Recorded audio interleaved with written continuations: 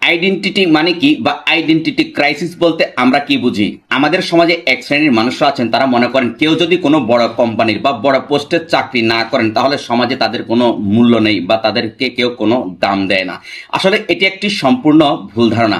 ধরুন একজন মানুষ একটি বড় সুপ্রতিষ্ঠিত কোম্পানির সিইও পোস্টে জব করেন বা দায়িত্ব পালন করেন, যদি তার নিজের কোনো সিদ্ধান্ত না থাকে, সে যদি মানুষকে সম্মান করতে না জানে, তাহলে তিনি সত্যিকারের আইডেন্টিটি ক্রাইসিসে ভুগছেন। অন্যদিকে কেউ একজন ফ্রিল্যান্সিং করে বা নিজের একটি ছোট অনলাইন বিজনেস চালায়, কিন্তু সে তার নিজের আত্মসম্মান বজায় রাখে, এমনকি সবসময় তার নিজের সিদ্ধান্তে অটল থাকে, আর সেই ব্যক্তি সবচেয়ে সমাজে রিচ। আসলে সত্যিকারের আইডেন্টিটি বলতে কি বোঝায়? এক নাম্বার হচ্ছে যে আপনি কি কারো উপকারে আসেন, দুই নাম্বার হচ্ছে আপনি কি নিজের দায়িত্ব নিজে নিতে পারেন, আর তিন নাম্বার হচ্ছে যে আপনি কি কাউকে অনুকরণ না করে নিজের পথ নিজে খুঁজে নিয়েছেন।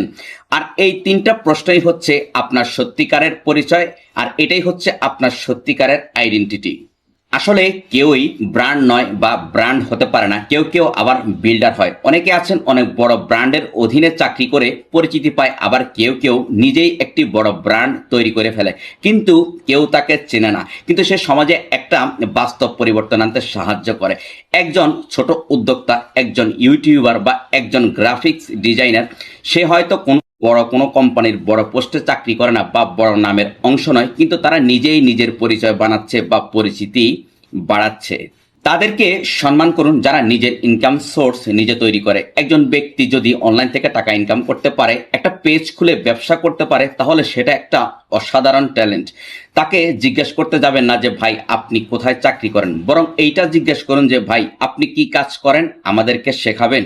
সর্বশেষ কথা হচ্ছে যে কোনো স্বনামধন্য প্রতিষ্ঠানে কাজ করা সম্মানের, তবে এর চেয়েও বেশি সম্মানের হচ্ছে নিজের নাম বানানো বা নিজের একটা ব্র্যান্ড তৈরি করা।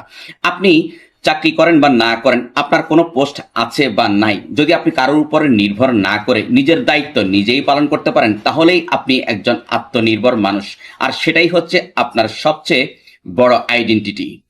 Thanks for watching.